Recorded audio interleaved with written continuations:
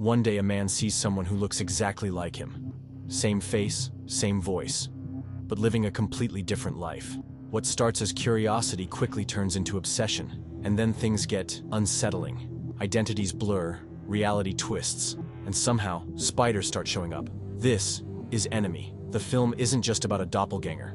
It's a deep dive into identity, fear, and the parts of ourselves we try to ignore. Every detail, every symbol, every eerie moment has meaning. So, what's really happening in Enemy? Let's break it down. The story begins, and we see Adam, just a regular guy who for some reason has landed in a strip club. The place is packed, the dancers are performing, and Adam is watching them very carefully. He seems completely lost in the moment. Then suddenly we see Adam again. But now, he's in college, teaching students. Quite the contrast. Adam always looks disappointed though. Go to college, return to his apartment, and spend time with his girlfriend, Mary. It's the same routine every day. They are always intimate, but one night, something changes. Adam isn't in the mood at first, so he watches a movie instead. But later, when he tries to be with Mary, she refuses and leaves. The next day, a colleague suggests a movie to Adam. Curious, he buys it and watches it at night while working. He falls asleep, but the movie sticks in his mind. In his dreams, he sees himself inside the film. This freaks him out, so he wakes up and re-watches it.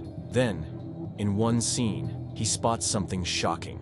Himself, dressed as a waiter. Now he's really disturbed. All day, Adam can't stop thinking about it. That night, he checks the movie's credits and searches for the actor online. He finds out the actor's name is Anthony. But here's where things get weird. Anthony looks exactly like him.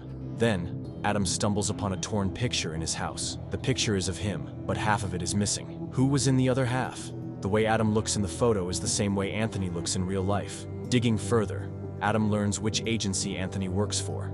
And just like that, his ordinary, boring life takes a turn into something far more mysterious. The next day, Adam goes straight to the agency. But when he arrives, the guard tells him the office is closed. However, the guard mistakes Adam for Anthony and hands him an envelope saying, "This is for you." Adam, completely confused but playing along, takes the envelope and leaves. When he opens it, there's another envelope inside labeled personal and confidential.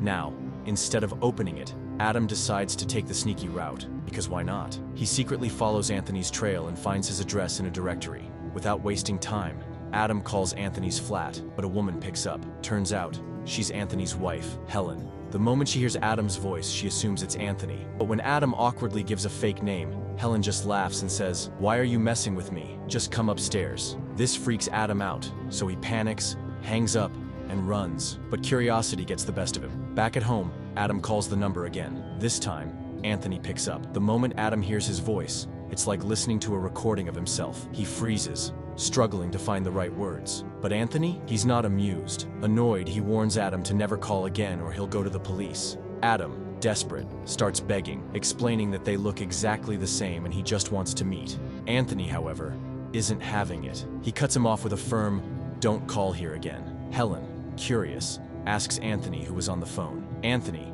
playing it cool, says, "Oh, just a fan wanting to meet me." But Helen isn't buying it. She immediately suspects he's talking to that woman again. Anthony, clearly annoyed, shuts the conversation down, saying he doesn't want to hear about it anymore. But now, Anthony can't stop thinking about Adam. That night, curiosity gets the best of him, and he searches for Adam online. He quickly finds out that Adam is a teacher, and even notes down the address of his college. He keeps the note in his pocket, but Helen notices everything. Later that night, when Anthony is asleep, she sneaks a look at the address. The next morning, Helen heads straight to the college and starts wandering around. Meanwhile, Adam is in his classroom when he suddenly gets a call. It's Anthony. Anthony finally agrees to meet and tells Adam he'll share the meeting location soon. Adam, thrilled, steps outside and sits on a bench, enjoying the moment. Helen, still in shock, spots Adam sitting there. She sits on a nearby bench, staring at him. He looks exactly like Anthony. Completely baffled, she can't take her eyes off him. Adam, noticing her, strikes up a conversation, asking her about the situation, but Helen is too stunned to respond. Before she can process anything, Adam gets up and leaves. Still shaken, Helen immediately calls Anthony, but he doesn't pick up. Now lost in thought, she returns home and finds Anthony there. As if nothing happened, he casually asks for blueberries, but Helen is too distracted to even acknowledge him.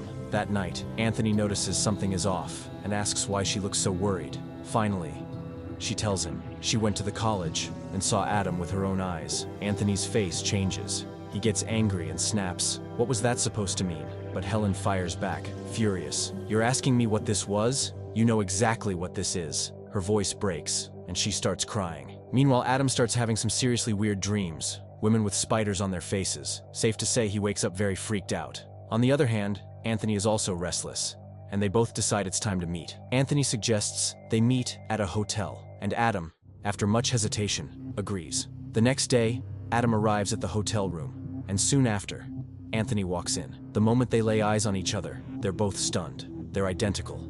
Adam, already nervous, starts panicking when Anthony bombards him with questions, but Adam, frozen in shock, doesn't respond. Then, Anthony hits him with a real curveball. Do you have a scar on your stomach? Before Adam can react, Anthony lifts his shirt, revealing a mark on his torso. Adam's eyes widen because, yep, he has the exact same mark. Now, really spooked, Adam decides he's had enough and tries to leave. But Anthony isn't done yet. As Adam rushes out, he pulls an envelope from his pocket, the one he got from the agency, and tosses it onto the table before making his exit. As Adam walks away, Anthony suddenly appears outside on a motorcycle, wearing a helmet like some kind of mysterious biker. He speeds off, leaving Adam even more confused. Now, everyone is stressed. Helen notices Anthony acting weird and keeps thinking about Adam. Sensing her worry, Anthony tries to reassure her, saying, "Forget about Adam. He won't be calling again." But despite saying that, Anthony is far from done. He secretly starts following Adam, observing his daily routine. He quickly learns that Adam goes to college in the morning, and after work, he meets up with his girlfriend. Every night, they go home together, something that sparks an idea in Anthony's mind. Anthony, now completely obsessed, starts following Mary, his eyes filled with something dark. He watches her every move, tracking her all the way to her office. Meanwhile, Adam visits his mother, visibly shaken. He tells her everything about meeting someone who looks exactly like him, down to the same scar on his body. Desperate for answers, he asks, "Do I have a twin brother?" His mother, startled, firmly says no. But instead of calming him, she starts worrying herself. She tells Adam, "You've always been anxious, even as a child, when you wanted to be a movie star." Then, in an oddly casual tone, she says, "Eat some blueberries." Confused, Adam replies, "I don't even like blueberries." His mother gives him a sharp look. "That's not true. You love blueberries." At this point, Adam isn't sure what's real anymore. His mother insists, "You're my only son. Get that idea out of your head." But as Adam leaves, his mind is still racing with strange thoughts. His nightmares of giant spiders only get worse. Meanwhile, Anthony's obsession with Mary consumes him. He wants her, and he's ready to make his move. Standing in front of a mirror, he practices his words over and over, rehearsing for the confrontation ahead. The next day, Anthony storms into Adam's place, furious. "I know what you did," he growls. "You used my face, my life, to sleep with my wife, Helen." His voice is shaking with rage. "I won't let this go." Adam, caught off guard, has no idea what's coming next. Adam, shocked and furious, denies Anthony's accusation. "I didn't do anything like that," he insists. But Anthony isn't listening. His voice turns cold. "You have one way to make this right." He steps closer. "What you did to me, I'll do to you. I'm taking Mary out tonight, and then I'll sleep with her. After that, we'll be even." Adam shakes his head in disbelief. "You're insane." But Anthony knows how to break him. He threatens him, pushes him, until Adam, trapped, has no choice but to give in. Anthony changes into Adam's clothes, takes his car, and picks up Mary for their date. Meanwhile, Adam, restless and uneasy, decides to go to Anthony's apartment. But there's a problem. He doesn't know which floor Anthony lives on. Just then, the guard spots him, assuming he's Anthony. "Forgot my keys," Adam says quickly. "Helen's not home. Can you let me in?" The guard nods. "Of course." As they head upstairs, the guard grins. "Man, that night at the club was wild. I want to go back." Adam stiffens. He has no idea what the guard is talking about, but he plays along. Yeah, for sure. The guard continues. They're only inviting select people now. You get a key if you're in. Adam just nods, absorbing every detail. Once inside Anthony's flat, Adam looks around, feeling like an intruder in his own life. Who really is Anthony? Curious, he changes into Anthony's clothes, just as Helen arrives. She notices something off. Anthony, Adam, is suddenly gentle, asking if she's okay, if she needs anything. Helen stares at him, puzzled. Something about him is different today. Meanwhile, across town, Anthony, disguised as Adam, takes Mary to Adam's apartment. They grow closer, the tension thick. Back at Anthony's place, Helen studies Adam carefully. Then, softly, she invites him to bed. Adam hesitates. Helen gives him a knowing look. "Come sleep with me." He moves toward her nervously. As he lies down, Helen watches him, her eyes filled with suspicion. Something isn't right. Helen moves closer to Adam, sensing something is off. Her voice is soft but probing. "How was your day at school today?" Adam freezes. School? A chill runs down his spine. His mind races. Why would she say that? Meanwhile, across town, Anthony and Mary are getting intimate. But then, Mary's eyes land on something. A ring on Anthony's finger. Her breath catches. "Wait. Who are you?" Anthony's expression hardens. "I'm Adam." Mary shakes her head. "No, you're not. Adam doesn't wear a ring." She pulls away, panic creeping in. "Take me home. Right now." Anthony tries to convince her, but she won't listen. Frustrated, he forces her into his car. Mary is crying, pleading, "Stop the car!" But Anthony doesn't stop. The car speeds up. The tension escalates. Then, crash. The car collides violently. Everything goes dark. Back at Anthony's apartment, Adam stumbles out of the bedroom, collapsing onto the sofa. Overwhelmed, he breaks down in tears. Helen watches him, concerned. "What happened?" she asks gently. Adam sobs harder, his voice barely a whisper. "I'm sorry." Helen steps closer, brushing his arm around. The night passes. By morning, Adam wakes up, dazed but composed. He gets dressed, slipping on his coat, when something falls from his pocket. An envelope. He picks it up and opens it, revealing a key. His eyes widen. It's the same nightclub key from the beginning of the story.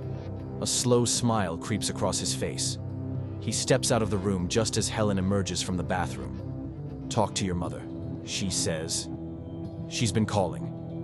Then, without another word, she disappears into the bedroom. Adam lingers, then casually asks, "What's your plan for tonight?"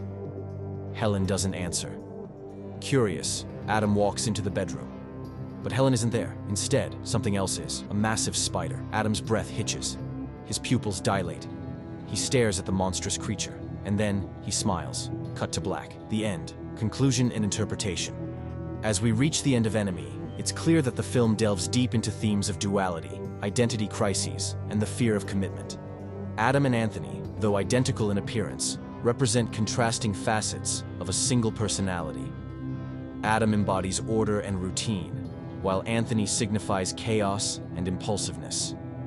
Their interactions highlight the internal struggle many face between stability and temptation. The recurring spider imagery adds another layer to this narrative.